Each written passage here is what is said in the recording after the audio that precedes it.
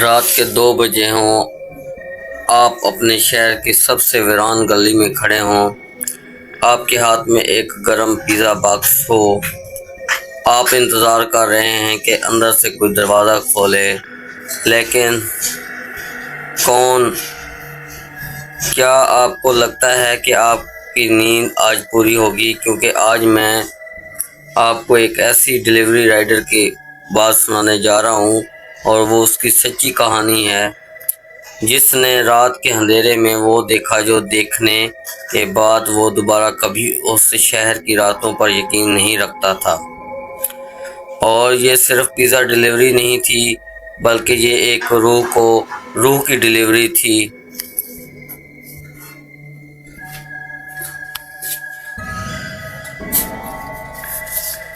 السلام علیکم ناظرین۔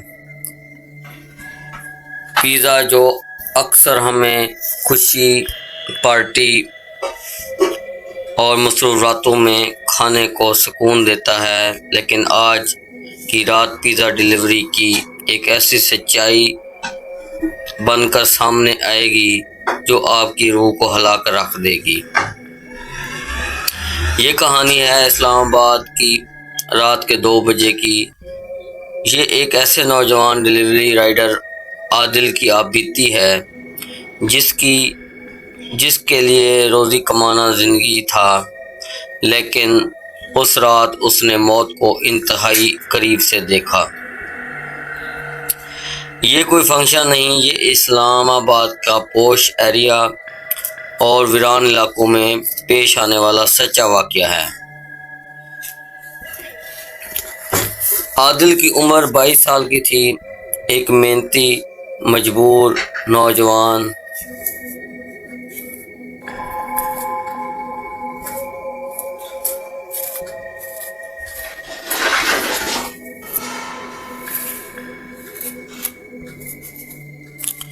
والد بیمار تھا اور عادل کی چھوٹی موٹر سائیکل گھر کا چولہا چلا رہی تھی۔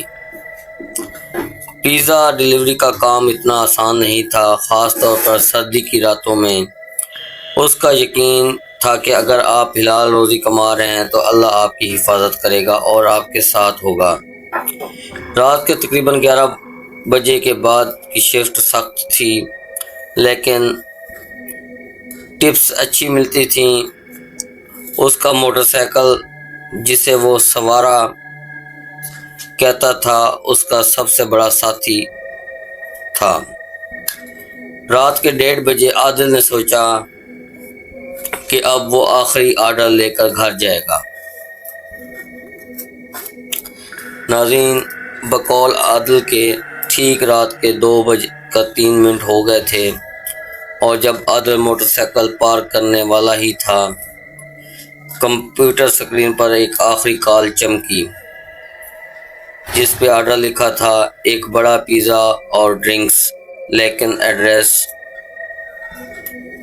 سیکٹر D12 کا تھا۔ آخری گلی، پہاڑی کے دامن میں ایک اکیلا مکان۔ یہ وہ سیکٹر تھا جو اسلام آباد کے پوش علاقوں میں تو آتا تھا، لیکن رات کو مکمل ویران ہو جاتا تھا۔ لوگوں میں مشہور تھا کہ وہاں کچھ پرانے اور خالی مکانات ہیں۔ مینیجر نے پوچھا، کیا وہ جائے گا؟ عادل نے تھکن کے باوجود ہاں کہہ دیا۔ 30 منٹ کا سفر کا وعدہ کیا، لیکن منزل ایک خوفناک انتظار کر رہی تھی۔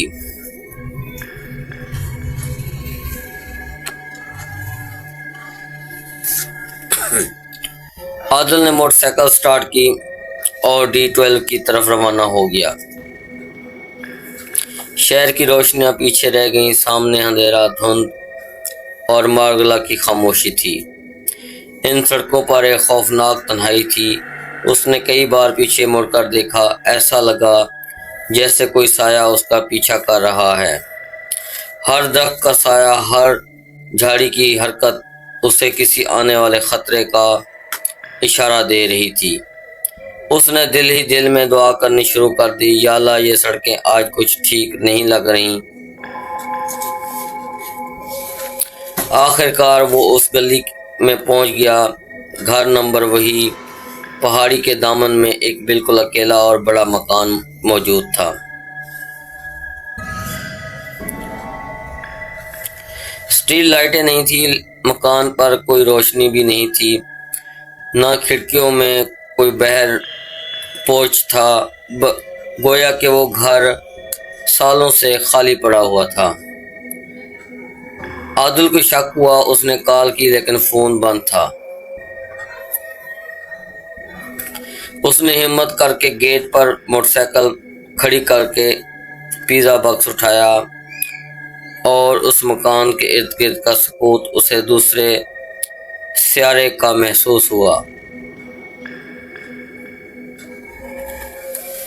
عادل نے گیٹ کھولا اور پورچ تک گیا۔ لکڑی کے دروازے پر ایک پرانی گھنٹی تھی۔ اس نے ایک بار گھنٹی بجائی، لمبی گونجتی ہوئی آواز آئی، نہ کوئی جواب آیا۔ اس نے دوبارہ بجائی، اس بار اندر سے کسی کی ہلکی آہٹ آئی، جیسے کوئی بھاری چیز فرش پر گھسیٹ رہا ہو، لیکن ناظرین دروازہ نہیں کھلا۔ عادل نے آہستہ سے دروازہ کھٹکھٹایا۔ ڈیلیوری، اس نے دھیمی آواز میں کہا۔ دروازے کے اندر سے ایک سرد کھنکھناتی ہوئی آواز آئی، رکو۔ آواز ایسی تھی جیسے کسی گلے میں کچھ پھنسا ہوا ہو۔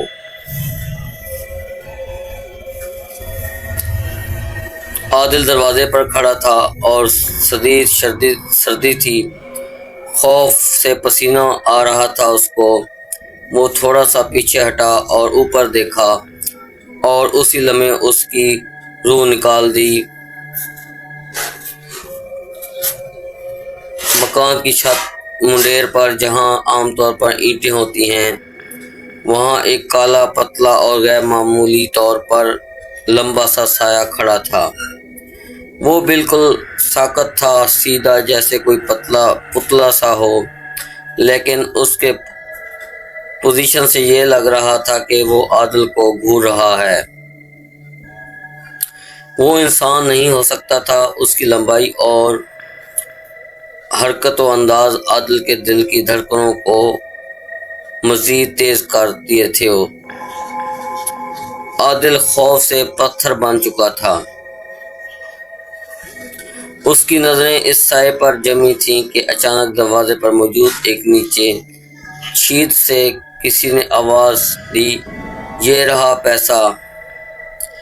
ایک ہلکا سا، سرد اور غیر فطری طور پر پتلا ہاتھ نیچے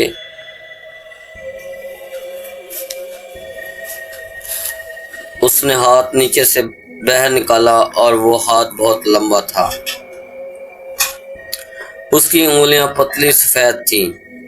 عادل نے جلدی سے اس کا پیزا باکس اس کی ہاتھ کی طرف کیا اور اس کا پیسے لے کر واپس لوٹا، اور جو نوٹ اس نے پکڑا تھا وہ بھی بالکل ٹھنڈا تھا، جیسے کسی نے برف میں لگایا ہو۔ عادل نے کوئی بات نہیں کی اور بس وہیں سے بھاگنے کی کوشش کرنے لگا۔ عادل تیزی سے پلٹا اور گیٹ کی طرف بھاگا۔ وہ موٹر سائیکل پر سوار ہو گیا اور پیچھے دیکھے بغیر سٹارٹ کرنے کی کوشش کی، لیکن موٹر سائیکل تو اب سٹارٹ نہیں ہو رہی تھی اور ایسا لگ رہا تھا جیسے موٹر سائیکل خود بخود بند ہو گئی ہو۔ اس نے پیچھے مڑ کر اس مکان کو ایک بار پھر آخری دفعہ دیکھا۔ چھت پر وہ سایہ ابھی موجود تھا، لیکن اس کے چہرے پر روشنی کا ایک معمولی عکس پڑا تھا، اور عادل نے دیکھا اس کی آنکھیں مکمل خالی اور تاریک سوراخ تھی۔ عادل نے وہیں بیٹھے بیٹھے رونا شروع کر دیا اور اس کا جسم خوف سے کانپنے لگا۔